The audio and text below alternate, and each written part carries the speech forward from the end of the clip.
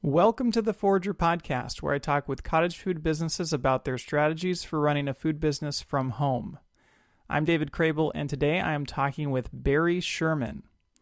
Barry and his life partner Scott live in Tampa Bay, Florida, and they sell cookies and gelato with their business, Urban Bakers. They started out in 2018 by selling their cookies from home under Florida's cottage food law, and they have now grown into using a commissary kitchen, which allows them to sell gelato and also ship their cookies nationwide.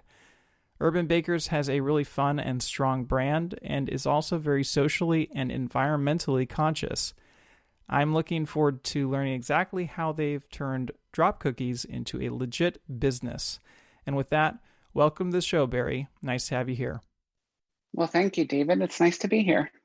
So, Barry, can you just take us back to 2018 and why did you start this business?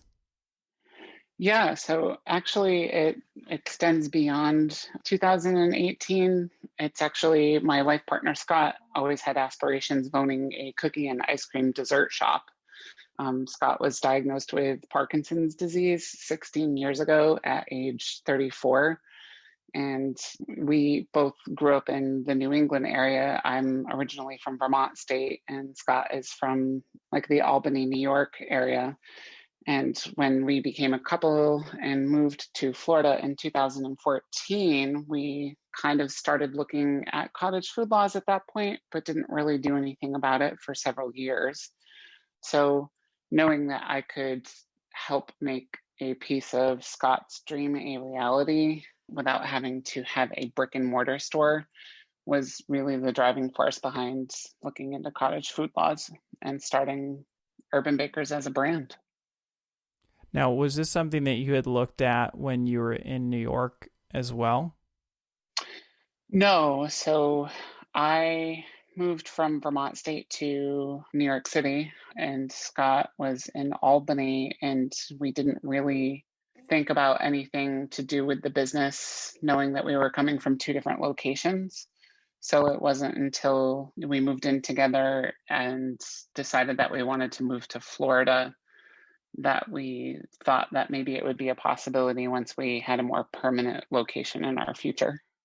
Yeah, no, I did see the kind of the special story behind you getting this going. And I was wondering, I mean, let's say that Scott was never diagnosed with Parkinson's disease, but he had this dream. I believe he said he had this dream before he was diagnosed to start a cookie and ice cream business. And so I was wondering, if he hadn't been diagnosed with a disease like this, do you think you would have a cookie business right now? I would like to say not only would we have a cookie business, but we would have the brick and mortar store that was always part of his dream. Okay, so it kind of slowed you down. Yeah. Or Yes. delayed the start. Yeah, that makes sense. Well, it's certainly notable that you guys have moved forward with it anyway, and is very special as well. So congrats to getting this up and running, and not just any kind of business, but a cookie business. I personally, when I was starting to get into the cottage food space, I personally wanted to start a drop cookie business and found that it's actually quite difficult to do. So I'm really looking forward to seeing what you've learned and how you've been able to grow a cookie business that is actually kind of on the high end of things as far as I can see from pricing. So can you talk a little bit about what you offer in terms of flavors and what your cookies are like?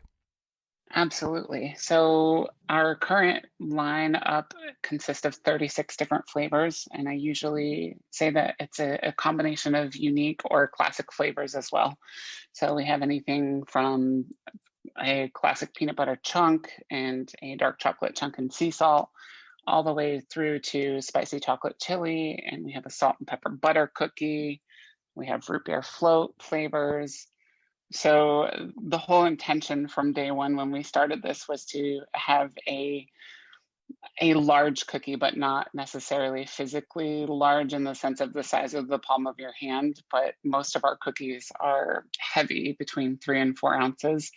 And there's no compromise on using as top quality ingredients as we can afford to put into our product line. The other thing that was really super important to us was to be individually wrapped. And that's just a passion that we both had, seeing other cottage food manufacturers out there not necessarily doing an individual wraps standpoint. And we did not go straight for a dozen in a package or half dozen in a package, but rather individually. Why was individually wrapped a really strong point that you wanted to focus on? First and foremost, and this is pre-COVID as well, but just from a like sanitary perspective, how often have you gone to a farmer's market or a public place and you've seen open food items out for sale, and it's, from my perspective, not attractive to necessarily purchase something that has been sitting there in open space. So I was really adamant about making sure that everything was sealed from a sanitary perspective. And then the other thing that was important was to allow people to pick like a variety pack. Like why force someone into buying half a dozen of one flavor when they could mix and match each individual cookie? And then if they decide to share, hey, it's already wrapped and ready to go. Yep, that makes sense. And, another thing too is the freshness aspect, which is a big thing for cookies in particular because they have such a short shelf life. Does that individual wrapping prolong the shelf life of your cookies? 100%.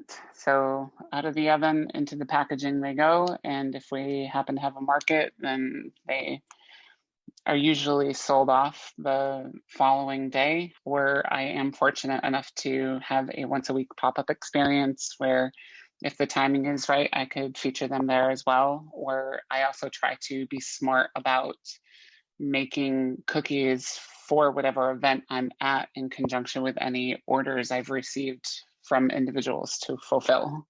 So they definitely do not hang around long.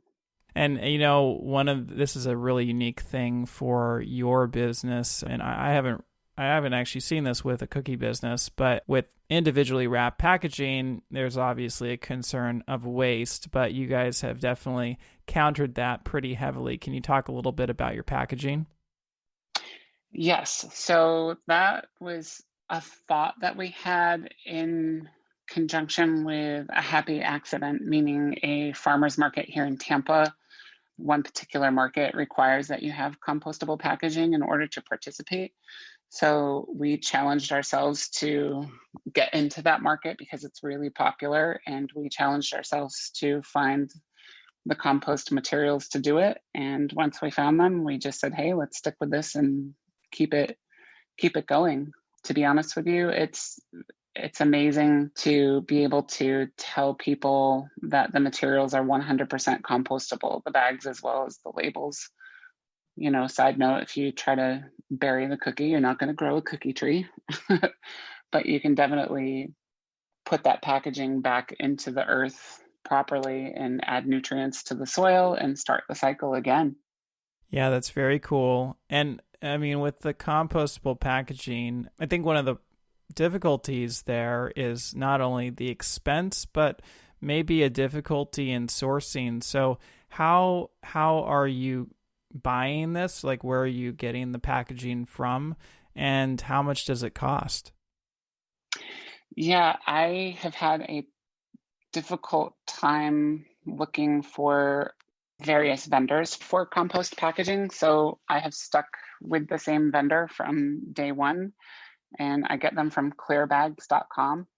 And the unique thing about that is, you buy in bulk. The more you buy, the cheaper they get. And for the labels, I use purelabels.com. I'm starting to see more companies that are offering the heat sealable compostable bags, but I'm still not seeing labels popping up anywhere. But I have been happy with both service providers. Clear Bags and Pure Labels have been phenomenal with shipping, with their discounts, offering sales at times.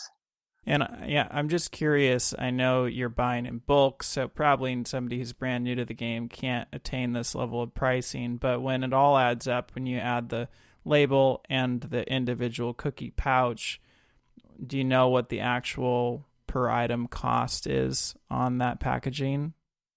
Yeah, we actually do have a breakdown of what it costs for each individual cookie, so on and so forth. But the packaging, depending on whether or not I buy it in bulk or if it's on sale, it all adds up to under 10 cents. Oh, okay. Wow, that's actually really good. Yeah, it is pretty amazing. I mean, that's probably more than a regular plastic package would be, but that's very reasonable. I was expecting it to be higher than that.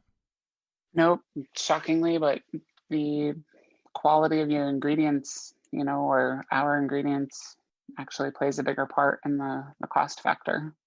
Well, I can understand that as well, for sure. And can you talk a little bit about what you mean when you say quality ingredients? Yeah, so I mean, I always use vanilla as an example. You can walk into a local grocery store and find several different companies that manufacture vanilla flavored extract or regular vanilla. Or if you walk into a specialty food store, you're going to see various kinds of vanillas there as well. So I use a Madagascar vanilla, and on average, it's about $100 per bottle. So it's not a cheap vanilla that's going into the product. Yeah, I think vanilla is like the most expensive, pure vanilla, of course, is the most expensive product per ounce of probably any ingredient that a baker would use. But can you go back to when you started this, and what did you do to get your initial sales? Did you jump into a farmer's market? Were you just selling from home to family and friends? Like, how did you get this off the ground? My primary job is not Urban Bakers. And I talked about it so much at work that one of my coworkers finally said that his wife was in charge of buying food for a party and she was looking for desserts. And he put me in direct contact with her. And she was our very first order outside of just making them for family and friends.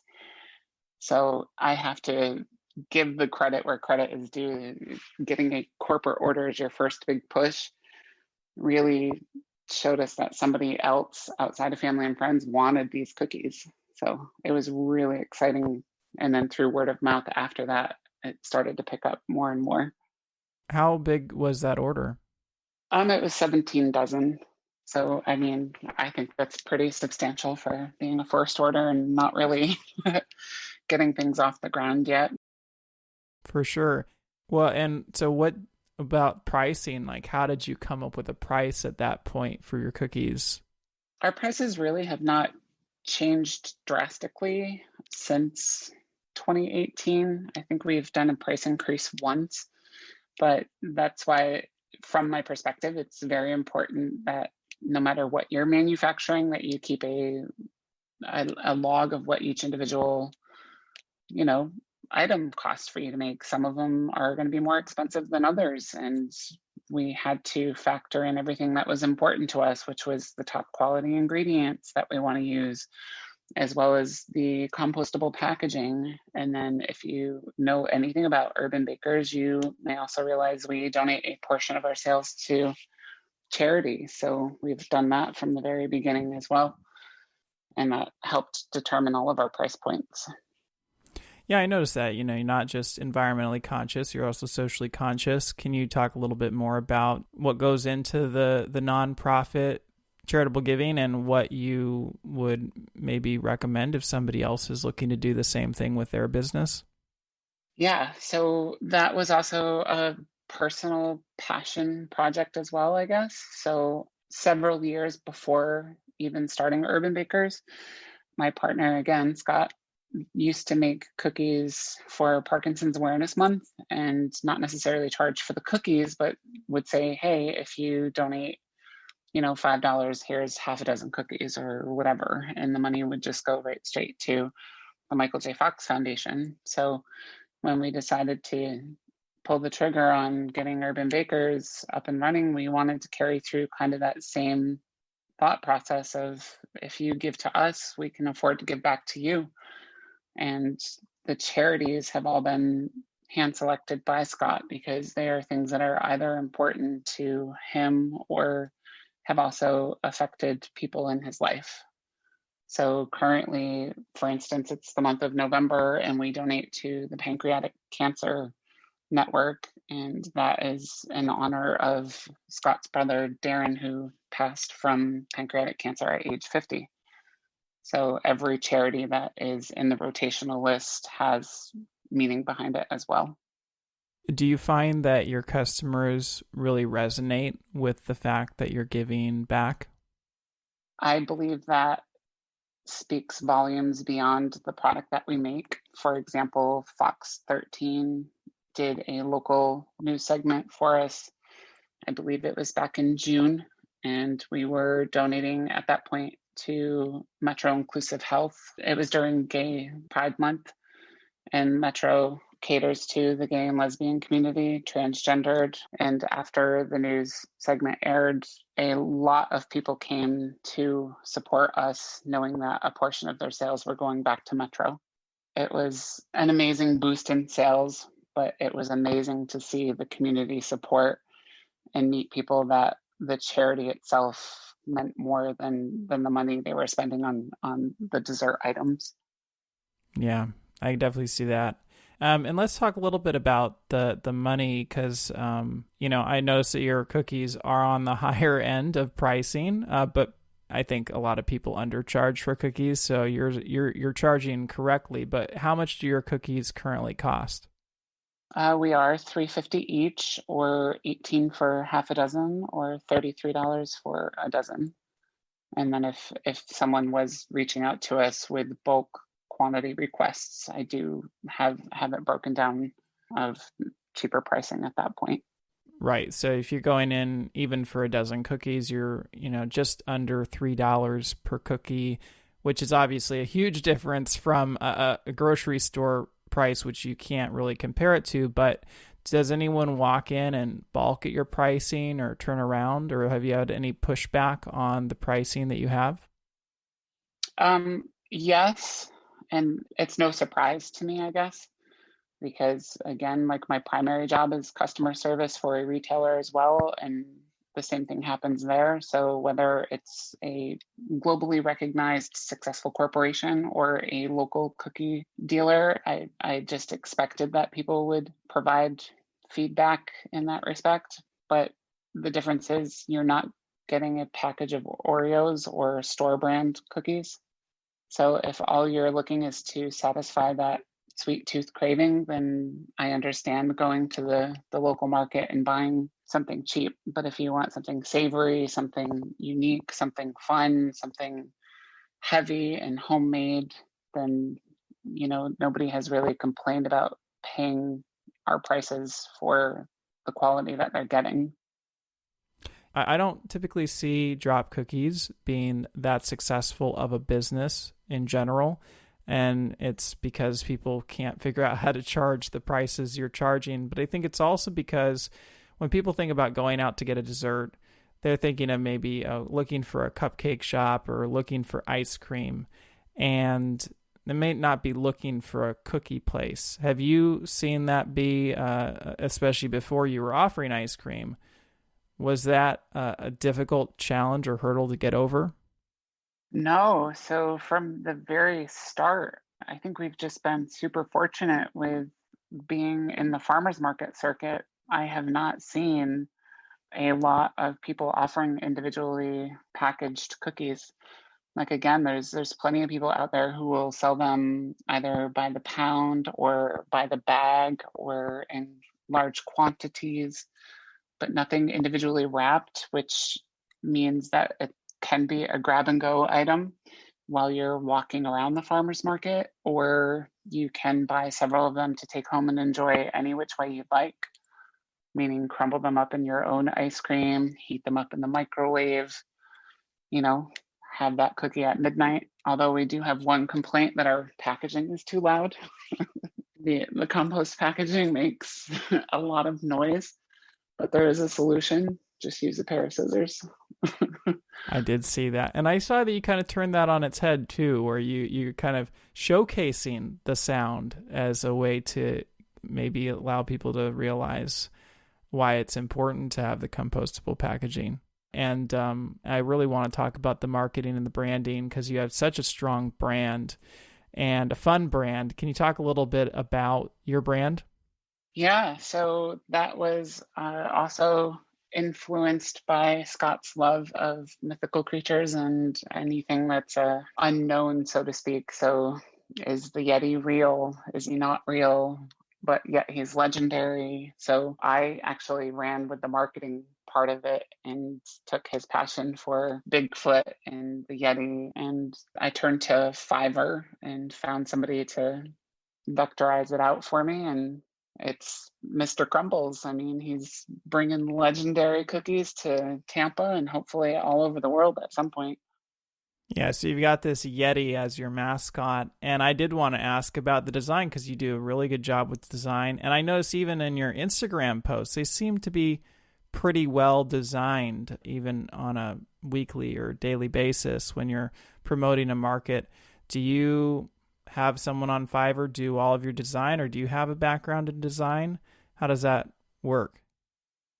No, everything is produced by me. So, like if you scrolled back to the beginning of our Instagram, you would see the original Mr. Crumbles, and then I tweaked him over the years and had him turned into a plush toy from Budsy's company. And we also looked at changing out the website because our original website was urbanbakers.bar, but people did not flock to the .bar extension. So we kind of went with the theme of the Yeti being the mythical creature, like findtheyeti.com. And I just have a lot of fun with the marketing aspect of it, as if Mr. Crumbles is the one running the company. I can tell that you have fun with it, and I encourage people to go to your Instagram feed because you're always dressing them up according to the season or just for whatever. And it looks like you do have a lot of fun with the branding, and I'm sure that translates into people loving to follow you. Yes, absolutely. And it's also fun too, the fact that our logo is a Yeti, and I have these fabulous stickers made by Sticker Mule all the time. And it's fun to tell people to put a Yeti on your Yeti. So you can just have so much fun with all of it. Yeah, well, you do a very nice job with it. So congrats. I want to go back to your cookies, and I was just wondering, is this a recipe that Scott or you already had, and that's the reason why you went into this style of cookie, or was it something that you developed when you were wanting to get this business off the ground? Our original cookie flavor was the peanut butter chunk. And Scott and his mom used to make cookies for everyone in the neighborhood when Scott was younger. And it just became such a popular request from him and his mother to make cookies. And we took a couple of recipes from her and modified them a bit and ran with it from there. We started out with maybe 6 flavors at the time, and then just kept growing the flavors. So I know that you started from home, started under the cottage food laws, and then you now have moved into a commissary kitchen. What was that transition like? It was an amazing experience because it gave us the ability to ship.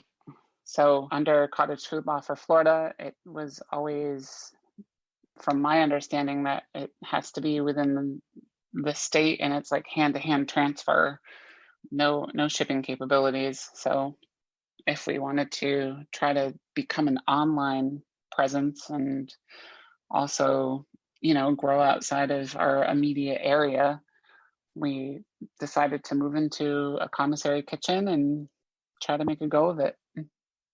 And what was the process like? Was it really complicated to get into the commercial space, or was it really expensive? So each commissary kitchen is going to have its own set of rules and regulations and contracts. The upfront cost wasn't necessarily expensive because we had been saving for it, and we knew, when we signed the contract, that it comes with X amount of hours per week for you to use. And the biggest surprise at that point from my perspective financially was the inspection and licensing. So having to carry like the one license for farmers markets turned into two licenses, so you can also be a manufacturer. And then, collecting sales tax and having that built into your price structure, which, if you're not savvy, could mean getting an accountant. So it really upped the game, so to speak. And is your commissary kitchen connected to, I think you sell at the bakery box, it's like this shared space, right? Is that all part of the same thing? You are correct. So the commissary kitchen that we're in is called Pro Kitchen Hub Tampa, and built onto the kitchen is a pop-up experience called the Bakery Box, and it is a rotational dessert spot for folks who bake in the commissary kitchen. So this is really a lot better than just any regular commercial kitchen, right? You actually have potential customers walking in or discovering you through the pop-up experience. Did you have to make any adjustments when moving from the home kitchen to the commercial kitchen? Like, did you have to change how you produced your product or scale it more, or were there any transitions in that regard? So experimentation was a big thing. Like, I discovered that you can't necessarily just take a recipe and multiply it by 10 and expect it to come out tasting the same. So I choose to do things in small batches still.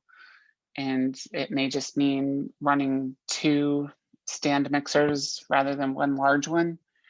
And then oven bake times going from a home kitchen to a professional kitchen was definitely a longer, more frustrating experimental phase.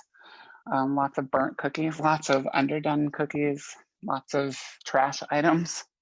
Why was it different in the commercial ovens as opposed to your home ovens? So with the size of the cookies for urban bakers, typically you could get 6 on a cookie sheet in your oven at your home. And then moving into the commissary kitchen, we can put 10 or 12 on a sheet times 2 or 3 sheets all at once. So I just think like the bake time and temperature was the biggest thing to figure out. I could see that. Yeah, so it's just a much larger oven and you have to get even baking across the entire oven space. So I could see how that'd be a challenge. Now, you talked about how you are now selling nationwide and shipping.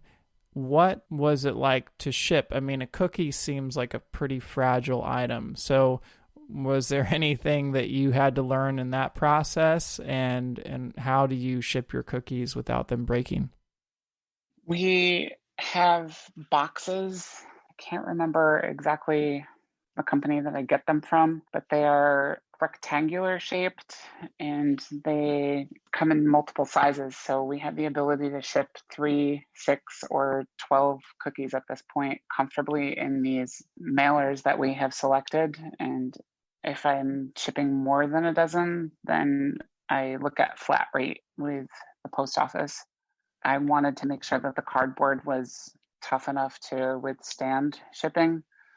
So everything that we send out is priority number 1 through USPS, and number 2, cardboard has to be really strong. And we've sent, test batches to multiple places around the country to make sure that they arrive in a timely fashion, as well as, arrive all in one piece. So packing the box and filling it entirely is part of the other piece to that puzzle. Just lots of decorative tissue paper and make sure that nothing moves. Yeah, I was wondering about like packaging material, and that's usually made out of plastic. So have you gone totally compostable with that as well? So the packaging for shipping, we use cardboard mailers and tissue paper for packing, but no plastic products go in there. Shipping tape still an issue. Yeah, haven't found any compostable shipping tape, huh? Well, there is paper tape with gummed back, but quite honestly, it's super duper expensive to set up that part of an operation. Yeah. And how was it in transitioning to shipping? Like, did you find that a lot of people were finding your brand and buying online, or have you been shipping across the country, or is it mostly just locals that are finding and buying your product?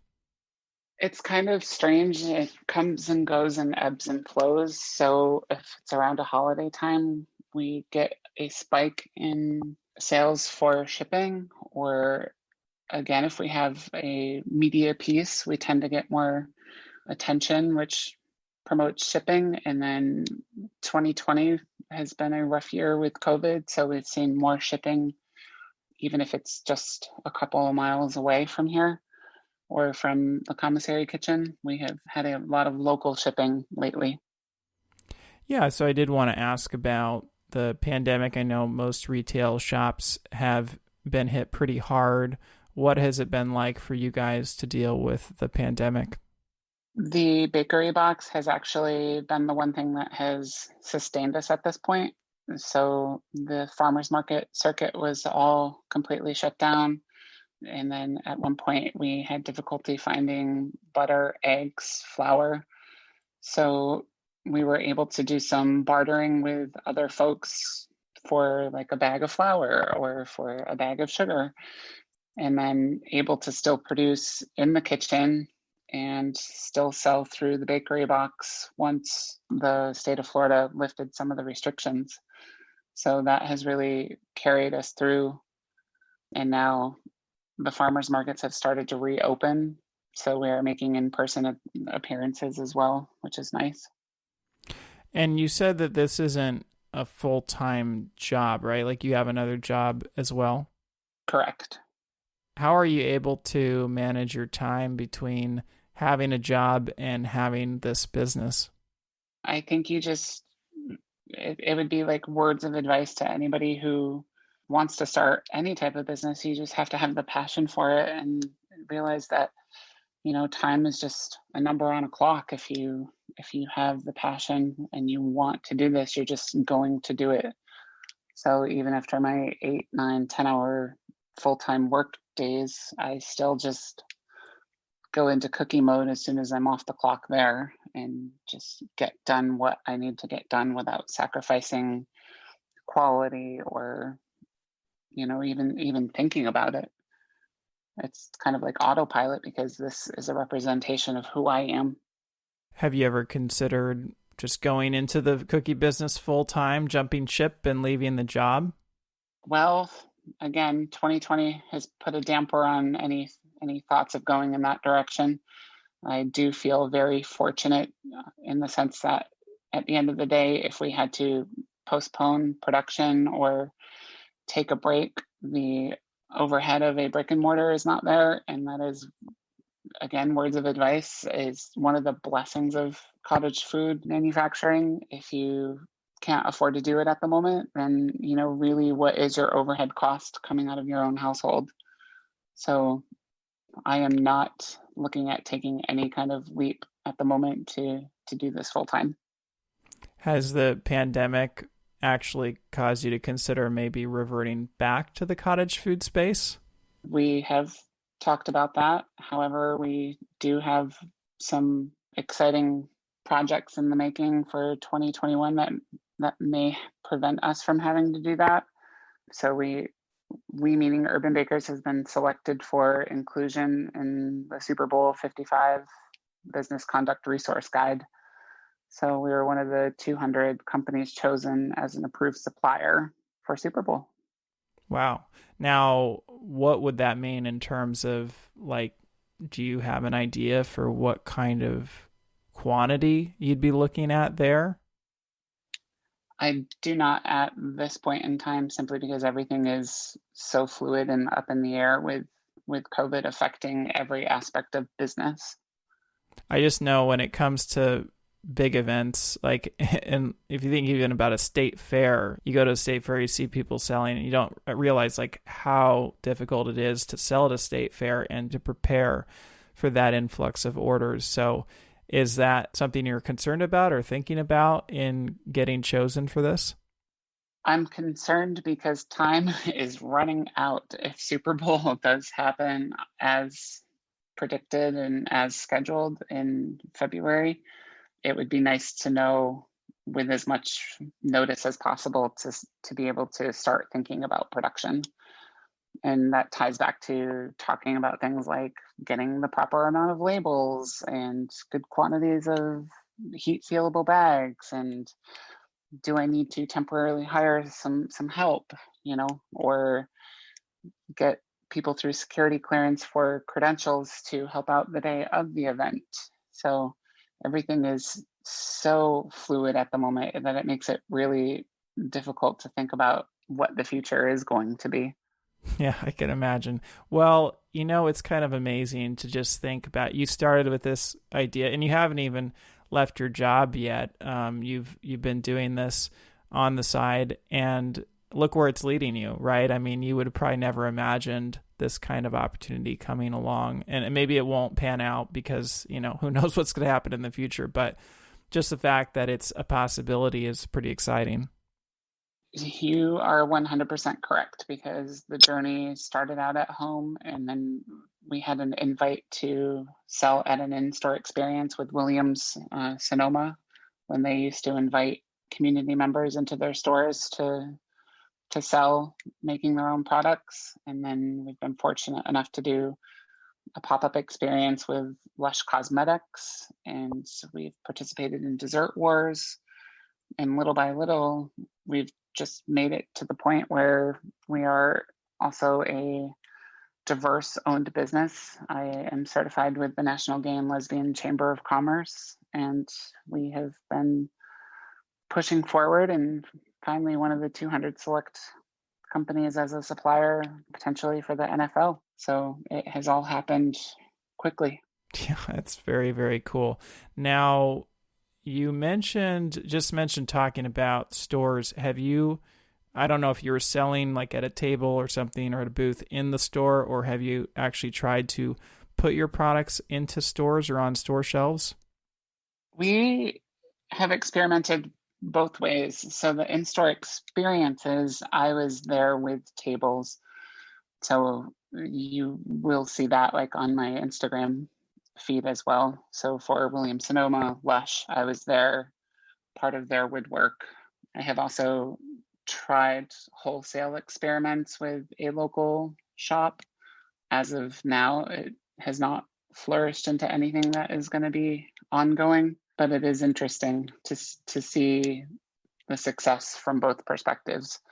And I think I say that because if I'm there and I have something to explain to people, then the excitement is there as well, and people are more apt to buy, versus if they're just wholesaled and put on the shelf next to another product, it's not as appealing, or you may just not even be thinking about buying a cookie.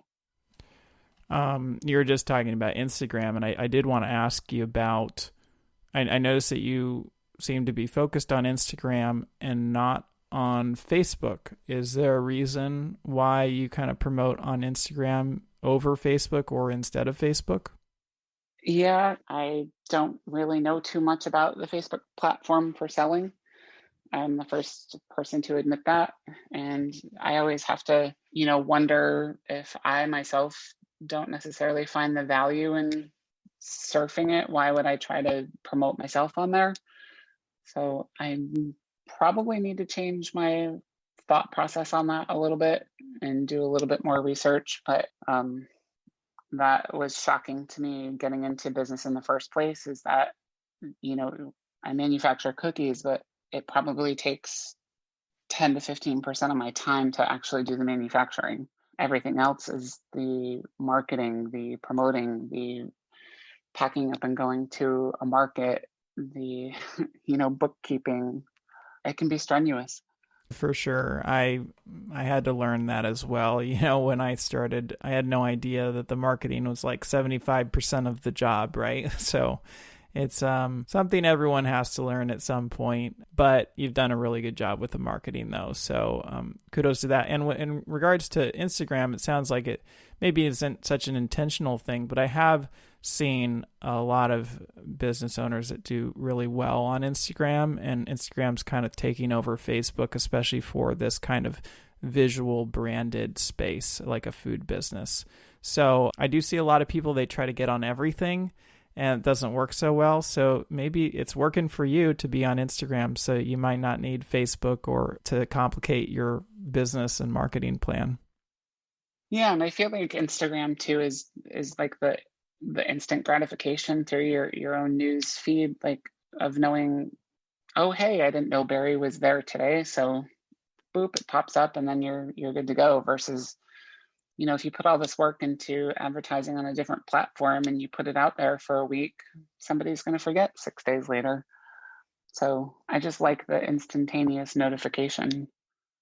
I did want to talk a little bit more about your products. So you have cookies, obviously, and you also have branched into vegan cookies. I saw that. And it looks like you're moving into even some more specializations. Can you talk about that? Yes. So when we first started, we just wanted to do, traditional, good, old-fashioned fattening cookies. And then it literally took years to make the consideration to jump into some vegan options. So after being approached multiple times at multiple different farmers markets asking for us to do a vegan cookie, that's when we decided to actually do it. And it actually wasn't that difficult, as long as, we still like the flavor. So currently we have 3 vegan flavors in our lineup. So this wasn't from you. This really just came from listening to your customers. Yes, 100%.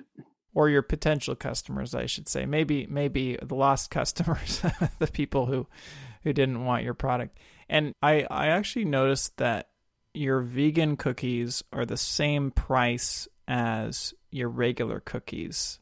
And I was surprised about that. Why did you decide not to mark up the vegan cookies? I don't want to mark up any of the cookies. It's kind of like it's a love loss type of situation, meaning I might make a really good profit on something as simple as a sugar cookie, but I might lose profit on the vegan. Same thing with anything that has nuts in it. Macadamia nuts are not cheap, so I make very little on that, but I might make a good amount on like a snickerdoodle. So I believe it all balances out in the end, and I don't want any one person to pay more than another. The only category of cookie that I think would change our price structure would be the CBD options. And that's simply because adding CBD is just so much more expensive. Now, you obviously are mainly a cookie business, but you added on gelato, and I think that's just based on your original vision. So what was the thought process or the experience like, or what did you learn from having to add gelato to the mix? Yeah, we experimented over the summer months, especially when foot traffic got really slow with COVID.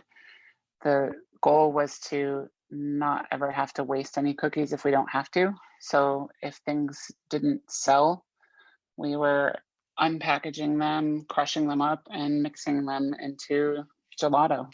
So we went with a deep dark chocolate gelato and then a classic vanilla, and then crushed up cookies, put them in there, and hand packed half pints and pints. It was really fun to do and amazing to see how much more people enjoy having like the gelato or ice cream alongside the cookie. So I could definitely see the vision in the future of being able to have the two side by side, but it's not something that we don't currently do it on a regular basis. Is this gelato something that you are sourcing from a commercial distributor? No, nope. We were making it ourselves in the commissary kitchen, small batch, 10 to 12 pints at a time. Was this something that you've made a lot in the past, or was it just a total learning process to add that in? Totally a fun experimental learning process. Gelato, a little bit different than ice cream. Yeah, it's I don't know, it's unique from my perspective. Like I don't really see going into a lot of gelato shops and having pieces of stuff in the gelato, whether it's, chocolate or candy, cookies, so on and so forth. So it's really been fun. Now, I did want to ask about your labels. I noticed that you put QR codes on your labels, and I was wondering, I don't actually even know where the QR codes lead to, but why do you put the QR codes on the labels, and have you found that to be effective? Yeah, it leads directly to our website. And that has been there since we were cottage food manufacturers as well. I just think it's kind of strange that it took a pandemic to make QR codes a thing again. But I've always liked them for the simple fact that if, you know, any smartphone camera picks up that QR code when someone's taking a photo, it's going to automatically pop up with where it's supposed to take you. So even if you try to take a fun photo with my cookie in it and the camera catches the QR code, you're heading to my website. I was going to say, they were really falling out of favor for a while there. And then the pandemic hit and boom, you're seeing QR codes all over the place. Yeah, I've always been a fan. I think it's a great way to like hide information, so to speak. It's like unpacking a hidden box. Do you have any stories as you think back on the last few years and doing this that jump out at you as being kind of very memorable or special that'll always stick with you? Well, I honestly feel like the experience that I'm having right now, being able to reflect on all of it from the beginning, is what's most memorable. You're allowing me to just kind of timeline what we have been challenged with and what we've made it through so far.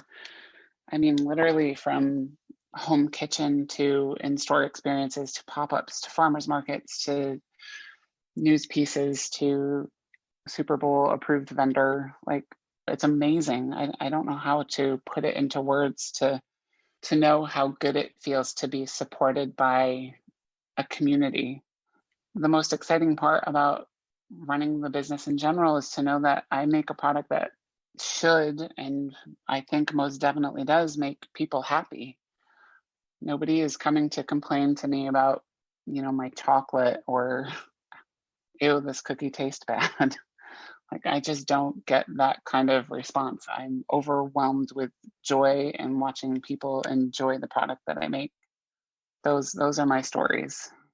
Yeah, no, and a lot of people don't see that, all that went into, getting your business to this point. People just show up and see a cookie and take it, but there's so much that goes into it, and you really encapsulated it nicely right there. So we've talked about where you've been, and you've done so much. What about in the future? Where do you see this going in a year or 5? Wow. I wish I had a crystal ball I could just pull out of my back pocket right now and give you a solid, clear answer. But quite honestly, I am walking that tightrope, waiting to see what's around the corner with the pandemic. Right now, I feel like Urban Bakers is in a good spot to be comfortable with being able to sustain, itself and just pay the bills and look for better things on the horizon. So I'm hoping in a perfect world, 5 years from now, we will see a brick and mortar store where you will be coming in for that dessert, cookies and ice cream, and oh, by the way, pick up half a dozen for the office, or oh, ship a dozen home to mom. That's the dream. But as far as, telling you what is there for sure, that is a great question that I don't have an answer to. Well, actually it wasn't so much of what you think is going to happen, but more like what you would like to have happen. So it sounds like, the goal, the vision is to move into a brick and mortar shop and make this a full-time thing. Yeah, my goal actually, it's funny that you say that, would be to have like a tiny, tiny retail, walk up and grab and go type window, similar to the bakery box, but of my own in a high volume, high foot traffic area. That would just be amazing. That's where I would like to be. And it sounds like when you say tiny, that you maybe don't want this to be a multi-location, large business. Am I reading into that correctly? For my vision at this point in time, you are correct. I wouldn't want multiple locations if I'm not able to oversee them. And I know that's something that I'm working on, to give up a little bit and delegate some responsibilities to other people or give up some self-control. But right now I feel so protective of what I make that I don't foresee having multiple locations, because I would want to know what's going on all the time. Mm-hmm. Well, I appreciated hearing about your business today and hearing all that you've been through. And it looks like you have some exciting opportunities on the horizon. I hope they pan out for you, but I really wish you all the best in your future endeavors. Now, if somebody is looking to reach out to you or find you, how can they get in touch? You can head over to our website, findtheyeti.com, or you can hit us up on Instagram at urban_bakers, or simply send us an email, urbanbakers@icloud.com.